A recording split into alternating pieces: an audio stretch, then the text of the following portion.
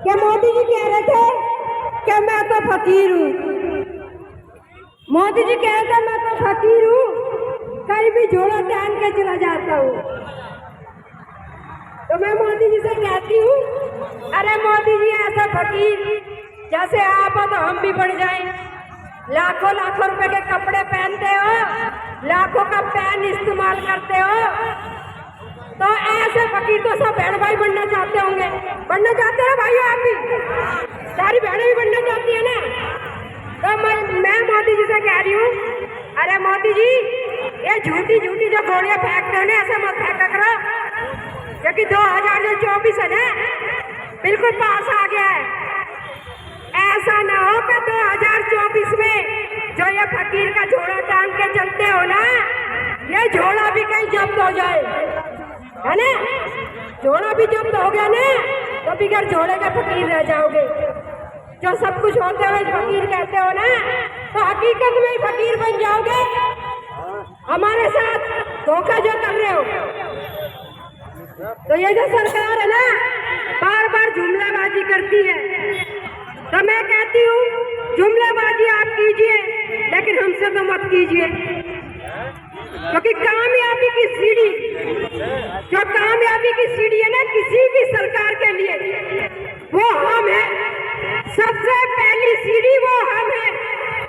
सरकार कहती है विकास कराएंगे, सरकार कहती है विकास कराएंगे, तो विकास में भी एक बात मैं आपको बता दूं कि एक भाई दूसरे भाई से कह रहा था कि भाई मेरी मुर्गी ने, मेरी बकरी ने अंडे दिए।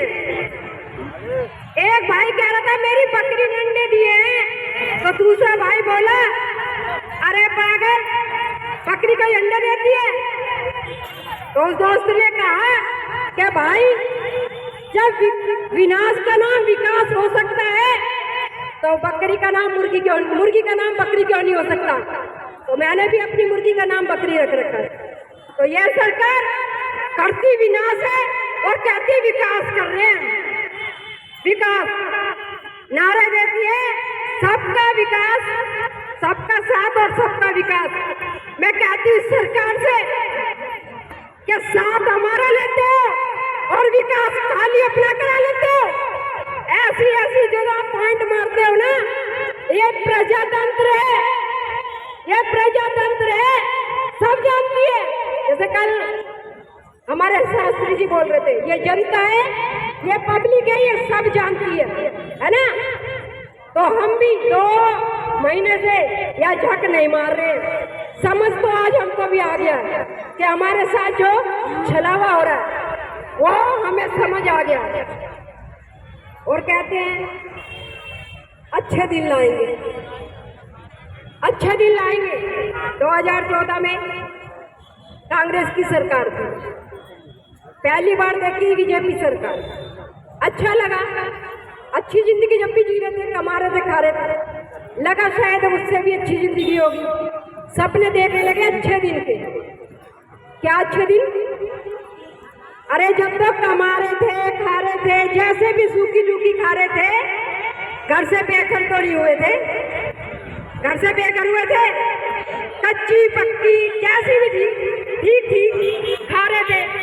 बच्चे सरकारी स्कूल में पढ़ रहे, प्राइवेट में, जैसे भी पढ़ रहे। लेकिन इनके अच्छे दिन कैसे?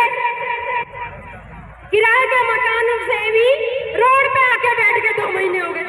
ये अच्छे दिन थे? इसकी कामना की थी किसी ने? की थी? कभी नहीं सोचा था कि बेघर होके बैठ जाएंगे, रोजगार भी चला जाएगा। तो ये अच्छे दिन थे।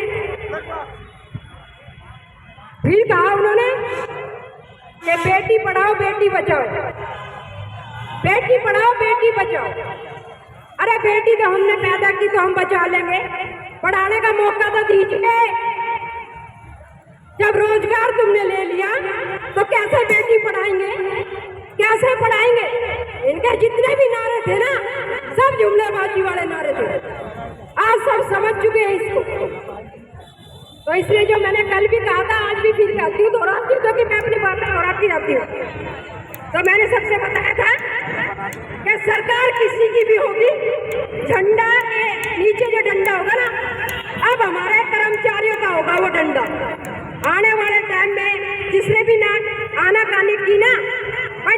निकाल लेंगे, झंडा लटकता रह जाए।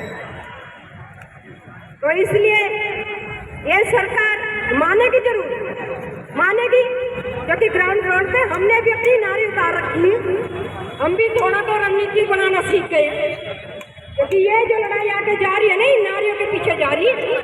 भाई तो हमारे वैसे भी बहुत मेहनती है, लेकिन इतनी लंबी लड़ाई ना बहन ना होती ना, तो भाई है ना हार मान के भाई ये कहते अरे छोड़ो, क्या नौकरी, कोई और काम कर लेंगे, मेहनती है मेरे भाई। लेकिन ये जिद जो चल रही है ना बहनों की चल रही है, बहनों ने कहा लेनी है तो यही नौकरी लेनी है। तो सारी बहनों के लिए जोरदार तालियां, एक बार तेज तालियां, भाई तेज बजाओ। तो सब बहन भाइयों ने मेरा सुना और माननीय प्रधानों ने भी दोबारा उठाया, उनका भी धन्यवाद। और सब बहन भाइयों का तहे दिल से क्रांतिकारी धन्यवाद।